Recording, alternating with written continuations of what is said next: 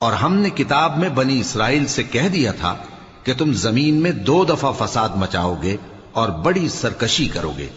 پس جب پہلے وعدے کا وقت آیا تو ہم نے اپنے سخت لڑائی لڑنے والے بندے تم پر مسلط کر دیے اور وہ شہروں کے اندر پھیل گئے اور وہ وعدہ پورا ہو کر رہا. پھر ہم نے دوسری بار تم کو ان پر غلبہ دیا اور مال اور بیٹوں سے تمہاری مدد کی اور تم کو جماعت کثیر بنا دیا. اگر تم نیکوکاری کرو گے تو اپنی جانوں کے لیے کرو گے اور اگر اعمال بد کرو گے تو ان کا وبال بھی تمہاری ہی جانوں پر ہوگا.